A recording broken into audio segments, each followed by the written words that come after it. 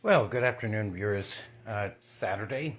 I did my morning thing, which is the cleaning, the sweeping, mopping, dusting, cleaning the bathroom, dishes, laundry, and all that. Plus, we had some activity during the day that prevented me really from going for the water. I'm still doing laundry as well.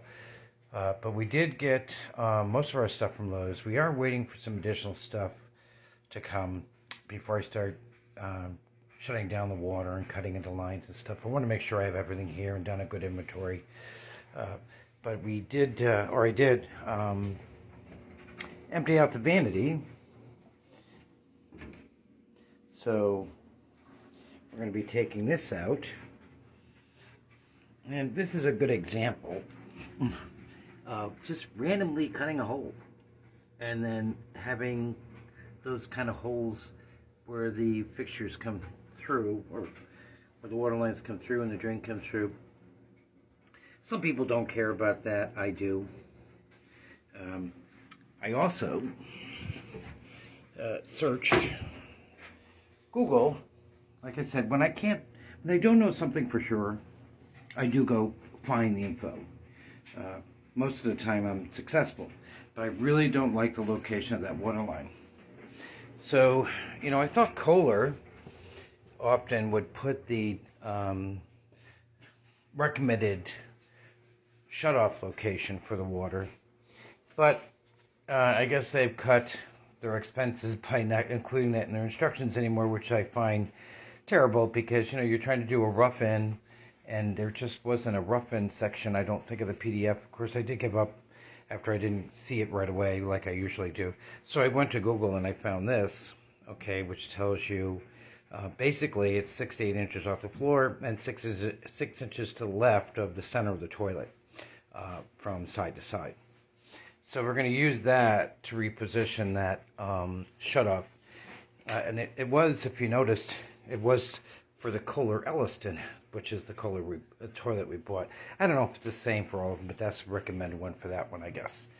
So, like I said, we are waiting for some additional things to come from Lowe's.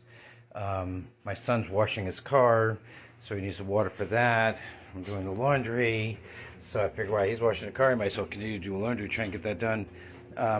But I'm going to take these two fixtures out to expose that wall surface back there and start planning, hoping that maybe I can get the rough-in done today and maybe even put them back in. I did buy multiple wax rings for the toilet. The reason why I bought multiple ones is because generally when you take the toilet out, it's recommended you replace the wax ring each time you do that. I might not have to do that, but it's nice to have a few extra on hand just in case when I'm taking it out, putting it in, that one gets damaged. I have another one to restore the use of the toilet. So I'm going to take these out and then I'll be back. Okay, so we did get the vanity out and we've got the toilet out. A little bit messy, I think. No. And this kind of tells you, the craftsmanship involved with putting this thing together. No, that wasn't me, but it was probably somebody that was under my payroll at the time. But it kind of had to kind of expect when you see this protruding pipe that's a little out of place. But this has got to be cleaned up a little bit. And here comes the cleaning lady. Here comes the cleaning lady. There you go. I think she's coming. So here she is. No pink hat today. But this is going to be your donation to the bathroom. You have to clean up the floor. Yeah. Isn't that exciting? Yeah. So you can search to see what can you use to clean this up with. Vinegar and water. Well, that's her favorite. But I don't know if that's going to work. We'll have to see. Yes, it will. But anyway, now we're off to, getting things prepped out. So I'm going to just post this one here, knowing that we'll pick up with getting the roughing started. So I will catch you later. Thanks for watching.